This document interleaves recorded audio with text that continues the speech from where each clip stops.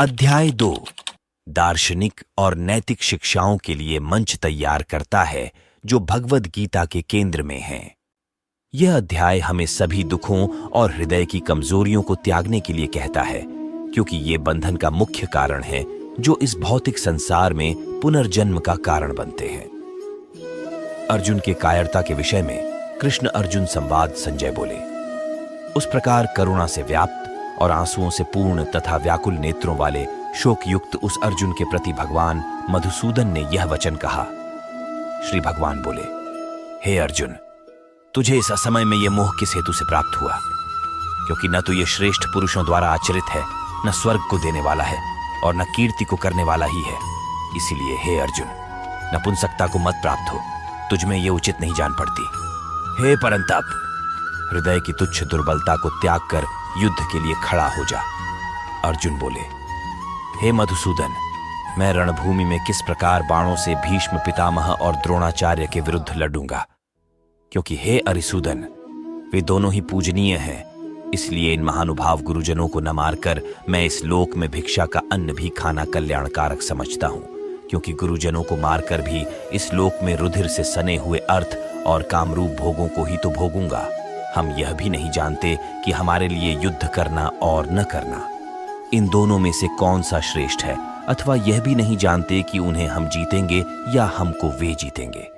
और जिनको मारकर हम जीना भी नहीं चाहते, वे ही हमारे आत्मीय धृतराष्ट्र के पुत्र हमारे मुकाबले में खड़े हैं। इसीलिए कायरता रूप दोष से उपहत हुए स्वभाव वाला तथा धर्म के विषय में मोहित चित्त हुआ। मैं आपसे पूछता हूं कि जो साधन निश्चित कल्याणकारक हो वह मेरे लिए कहिए, क्योंकि मैं आपका शिष्य हूं। इसलिए आपके शरण हुए मुझको शिक्षा दीजिए, क्योंकि भूमि में निष्कंटक धन धान्य संपन्न राज्य को और देवताओं के स्वामी पने को प्राप्त होकर भी मैं उस उपाय को नहीं देखता हूं जो मेरी इंद्रियों के सुखाने वाले शोक को दूर कर सके। संजय बोले, हे राजन, निद्रा को जीतने वाले अर्जुन अंतर्यामी श्री कृष्ण महाराज के प्रति इस प्रकार कहकर फिर श्री गोविंद भगवान से युद्ध नहीं करूंगा, यह स्पष्ट कहकर चुप हो गए। हे भरतवंशी धृतराष्ट्र, अंतर्यामी श्री कृष्ण महाराज दोनों सेनाओं के बीच में शोक करते हुए उस अर्जुन को हंसते हुए से यह वचन बोले। श्री भगवान बोले, हे अर्जुन, तू न शोक करने योग्य मनुष्यों के लिए शोक करता है और पंडितों के से वचनों को कहता है, परंतु जिनके प्राण चले गए हैं उनके लिए और जिनके प्राण नहीं गए हैं उनके लिए भी पंडित जन शोक नहीं करते। न तो ऐसा ही है कि मैं किसी काल में नहीं था, तू नहीं था, अथवा ये राजा लोग नहीं थे, और न ऐसा ही है कि इससे आगे हम सब नहीं रहेंगे। जैसे जीवात्मा की इस देह में बालकपन, जवानी और वृद्धावस्था होती है, वैसे ही अन्य शरीर की प्राप्ति होती है। उस विषय में धीर पुरुष मोहित नहीं होता। हे कुंती पुत्र, सर्दी गर्मी और सुख दुख को देने वाले इंद्रिय और विषयों के संयोग तो उत्पत्ति विनाशशील और अनित्य हैं। इसलिए हे भारत, उनको तू सहन कर, क्योंकि हे पुरुष श्रेष्ठ, दुख सुख को समान समझने वाले जिस धीर पुरुष को ये इंद्रिय और विषयों के संयोग व्याकुल नहीं करते, वह मोक्ष के योग्य होता है। असत वस्तु की तो सत्ता नहीं है और सत का अभाव नहीं है। इस प्रकार इन दोनों का ही तत्व तत्वज्ञानी पुरुषों द्वारा देखा गया है। नाशरहित तो तू उसको जान, जिससे यह संपूर्ण जगत दृश्य वर्ग व्याप्त है। इस अविनाशी का विनाश करने में कोई भी समर्थ नहीं है। इस नाशरहित अप्रमेय नित्य स्वरूप जीवात्मा के ये सब शरीर नाशवान कहे गए हैं। इसलिए हे भरतवंशी अर्जुन, तू युद्ध कर। जो इस आत्मा को मारने वाला समझता है तथा जो इसको मरा मानता है, वे दोनों ही नहीं जानते, क्योंकि यह आत्मा वास्तव में न तो किसी को मारता है और न किसी द्वारा मारा जाता है। यह आत्मा किसी काल में भी न तो जन्मता है और न मरता ही है, तथा न यह उत्पन्न होकर फिर होने वाला ही है, क्योंकि यह अजन्मा, नित्य, सनातन और पुरातन है। शरीर के मारे जाने पर भी यह नहीं मारा जाता। हे पृथापुत्र अर्जुन, जो पुरुष इस आत्मा को नाशरहित, नित्य, अजन्मा और अव्यय जानता है, वह पुरुष कैसे किसको मरवाता है और कैसे किसको मारता है। जैसे मनुष्य पुराने वस्त्रों को त्याग कर दूसरे नए वस्त्रों को ग्रहण करता है, वैसे ही जीवात्मा पुराने शरीरों को त्याग कर दूसरे नए शरीरों को प्राप्त होता है। इस आत्मा को शस्त्र नहीं काट सकते, इसको आग नहीं जला सकती, इसको जल नहीं गला सकता और वायु नहीं सुखा सकता, क्योंकि यह आत्मा अच्छेद्य है। यह आत्मा अदाह्य, अक्लेद्य और निसंदेह अशोष्य है तथा यह आत्मा नित्य, सर्वव्यापी, अचल, स्थिर रहने वाला और सनातन है। यह आत्मा अव्यक्त है, यह आत्मा अचिंत्य है और यह आत्मा विकार रहित कहा जाता है। इससे हे अर्जुन, इस आत्मा को उपर्युक्त प्रकार से जानकर तू शोक करने के योग्य नहीं है, अर्थात तुझे शोक करना उचित नहीं है। किंतु यदि तू इस आत्मा को सदा जन्मने वाला तथा सदा मरने वाला मानता हो तो भी हे महाबाहो, तू इस प्रकार शोक करने योग्य नहीं है, क्योंकि इस मान्यता के अनुसार जन्मे हुए की मृत्यु निश्चित है और मरे हुए का जन्म निश्चित है। इससे भी इस बिना उपाय वाले विषय में तू शोक करने योग्य नहीं है। हे अर्जुन, संपूर्ण प्राणी जन्म से पहले अप्रकट थे और मरने के बाद भी अप्रकट हो जाने वाले हैं, केवल बीच में ही प्रकट हैं। फिर ऐसी स्थिति में क्या शोक करना है? कोई एक महापुरुष ही इस आत्मा को आश्चर्य की भांति देखता है और वैसे ही दूसरा कोई महापुरुष ही इसके तत्व का आश्चर्य की भांति वर्णन करता है तथा दूसरा कोई अधिकारी पुरुष ही इसे आश्चर्य की भांति सुनता है और कोई कोई तो सुनकर भी इसको नहीं जानता। हे अर्जुन, ये आत्मा सबके शरीर में सदा ही अवध्य, जिसका वध नहीं किया जा सके है। इस कारण संपूर्ण प्राणियों के लिए तू शोक करने योग्य नहीं है तथा अपने धर्म को देखकर भी तू भय करने योग्य नहीं है, अर्थात तुझे भय नहीं करना चाहिए, क्योंकि क्षत्रिय के लिए धर्मयुक्त युद्ध से बढ़कर दूसरा कोई कल्याणकारी कर्तव्य नहीं है। हे पार्थ, अपने आप प्राप्त हुए और खुले हुए स्वर्ग के द्वार रूप इस प्रकार के युद्ध को भाग्यवान क्षत्रिय लोग ही पाते हैं। किंतु यदि तू इस धर्मयुक्त युद्ध को नहीं करेगा तो स्वधर्म और कीर्ति को खोकर पाप को प्राप्त होगा तथा सब लोग तेरी बहुत काल तक रहने वाली अपकीर्ति का भी कथन करेंगे और माननीय पुरुष के लिए अपकीर्ति मरण से भी बढ़कर है और जिनकी दृष्टि में तू पहले बहुत सम्मानित होकर अब लघुता को प्राप्त होगा, वे महारथी लोग तुझे भय के कारण युद्ध से हटा हुआ मानेंगे। तेरे वैरी लोग तेरे सामर्थ्य की निंदा करते हुए तुझे बहुत से न कहने योग्य वचन भी कहेंगे। उससे अधिक दुहक और क्या होगा? या तो तू युद्ध में मारा जाकर स्वर्ग को प्राप्त होगा अथवा संग्राम में जीतकर पृथ्वी का राज्य भोगेगा। इस कारण हे अर्जुन, तू युद्ध के लिए निश्चय करके खड़ा हो जा। जय पराजय, लाभ हानि और सुख दुख को समान समझकर उसके बाद युद्ध के लिए तैयार हो जा। इस प्रकार युद्ध करने से तू पाप को नहीं प्राप्त होगा। हे पार्थ, ये बुद्धि तेरे लिए ज्ञान योग के विषय में कही गई और अब तू इसको कर्मयोग के अध्याय 3 श्लोक 3 की टिप्पणी में इसका विस्तार देखें। विषय में सुन। जिस बुद्धि से युक्त हुआ तू कर्मों के बंधन को भली भांति त्याग देगा, अर्थात सर्वथा नष्ट कर डालेगा।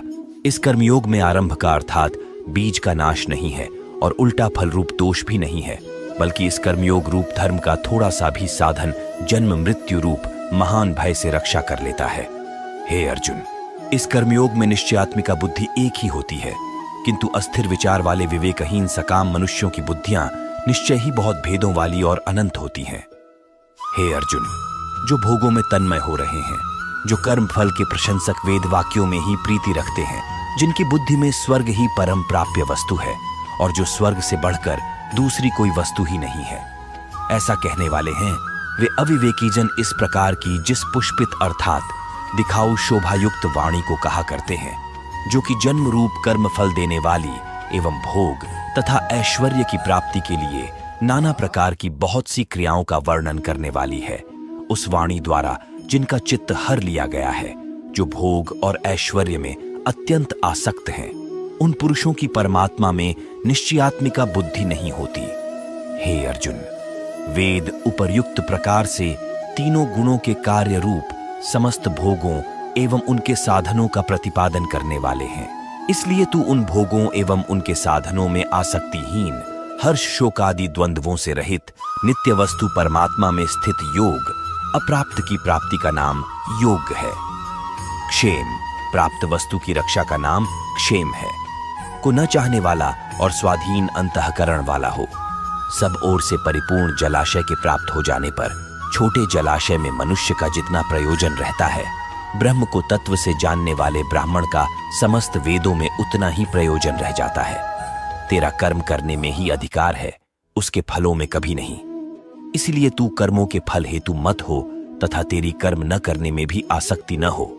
हे धनंजय, तू आसक्ति को त्याग कर तथा सिद्धि और असिद्धि में समान बुद्धि वाला होकर योग में स्थित हुआ कर्तव्य कर्मों को कर।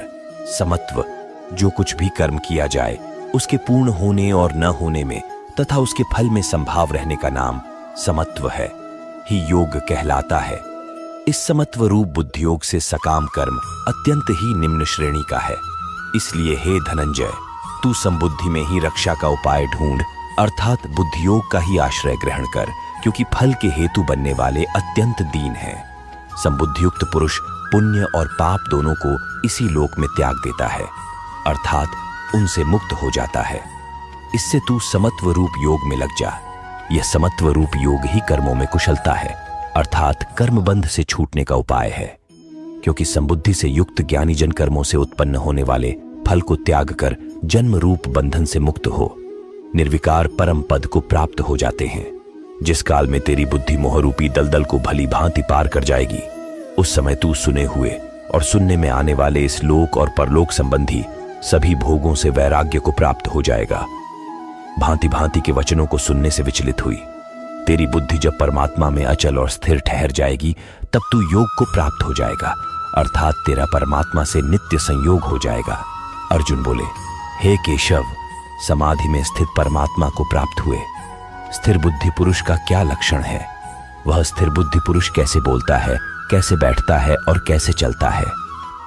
श्री भगवान बोले, हे अर्जुन, जिस काल में यह पुरुष मन में स्थित संपूर्ण कामनाओं को भली भांति त्याग देता है और आत्मा से आत्मा में ही संतुष्ट रहता है, उस काल में वह स्थित प्रज्ञ कहा जाता है। दुखों की प्राप्ति होने पर जिसके मन में उद्वेग नहीं होता, सुखों की प्राप्ति में सर्वथा निःस्पृह है तथा जिसके राग, भय और क्रोध नष्ट हो गए हैं, ऐसा मुनि स्थिर बुद्धि कहा जाता है। जो पुरुष सर्वत्र स्नेह रहित हुआ, उस शुभ या अशुभ वस्तु को प्राप्त होकर न प्रसन्न होता है और न द्वेष करता है, उसकी बुद्धि स्थिर है। और कछुआ सब ओर से अपने अंगों को जैसे समेट लेता है, वैसे ही जब यह पुरुष इंद्रियों के विषयों से इंद्रियों को सब प्रकार से हटा लेता है, तब उसकी बुद्धि स्थिर है, ऐसा समझना चाहिए। इंद्रियों द्वारा विषयों को ग्रहण न करने वाले पुरुष के भी केवल विषय तो निवृत्त हो जाते हैं, परंतु उनमें रहने वाली आसक्ति निवृत्त नहीं होती। इस स्थित प्रज्ञ पुरुष की तो आसक्ति भी परमात्मा का साक्षात्कार करके निवृत्त हो जाती है। हे अर्जुन, आसक्ति का नाश न होने के कारण ये प्रमथन स्वभाव वाली इंद्रियां यत्न करते हुए बुद्धिमान पुरुष के मन को भी बलात् हर लेती है। इसलिए साधक को चाहिए कि वह उन संपूर्ण इंद्रियों को वश में करके समाहित चित्त हुआ मेरे परायण होकर ध्यान में बैठे, क्योंकि जिस पुरुष की इंद्रियां वश में होती हैं, उसी की बुद्धि स्थिर हो जाती है। विषयों का चिंतन करने वाले पुरुष की उन विषयों में आसक्ति हो जाती है। आसक्ति से उन विषयों की कामना उत्पन्न होती है और कामना में विघ्न पड़ने से क्रोध उत्पन्न होता है। क्रोध से अत्यंत मूढ़ भाव उत्पन्न हो जाता है।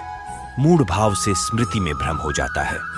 स्मृति में भ्रम हो जाने से बुद्धि अर्थात ज्ञान शक्ति का नाश हो जाता है, और बुद्धि का नाश हो जाने से यह पुरुष अपनी स्थिति से गिर जाता है।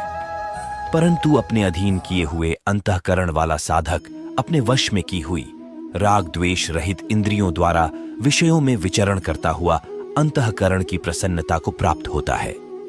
अंतःकरण की प्रसन्नता होने पर इसके संपूर्ण दुखों का अभाव हो जाता है, और उस प्रसन्न चित्त वाले कर्मयोगी की बुद्धि शीघ्र ही सब ओर से हटकर एक परमात्मा में ही भली भांति स्थिर हो जाती है। न जीते हुए मन और इंद्रियों वाले पुरुष में निश्चयात्मिका बुद्धि नहीं होती, और उस अयुक्त मनुष्य के अंतःकरण में भावना भी नहीं होती, तथा भावनाहीन मनुष्य को शांति नहीं मिलती, और शांति रहित मनुष्य को सुख कैसे मिल सकता है? क्योंकि जैसे जल में चलने वाली नाव को वायु हर लेती है, वैसे ही विषयों में विचरती हुई इंद्रियों में से मन जिस इंद्रिय के साथ रहता है, वह एक ही इंद्रिय इस अयुक्त पुरुष की बुद्धि को हर लेती है। इसलिए हे महाबाहो, जिस पुरुष की इंद्रियों के विषयों में सब प्रकार निग्रह की हुई हैं, उसी की बुद्धि स्थिर है। संपूर्ण प्राणियों के लिए जो रात्रि के समान है, उस नित्य ज्ञान स्वरूप परमानंद की प्राप्ति में स्थित प्रज्ञ योगी जागता है, और जिस नाशवान सांसारिक सुख की प्राप्ति में सब प्राणी जागते हैं, परमात्मा के तत्व को जानने वाले मुनि के लिए वह रात्रि के समान है, जैसे नाना नदियों के जल सब ओर से परिपूर्ण अचल प्रतिष्ठा वाले समुद्र में उसको विचलित न करते हुए ही समा जाते हैं। वैसे ही सब भोग जिस स्थित प्रज्ञ पुरुष में किसी प्रकार का विकार उत्पन्न किए बिना ही समा जाते हैं, वही पुरुष परम शांति को प्राप्त होता है। भोगों को चाहने वाला नहीं, जो पुरुष संपूर्ण कामनाओं को त्याग कर ममता रहित, अहंकार रहित और स्पृहारहित हुआ विचरता है, वही शांति को प्राप्त होता है।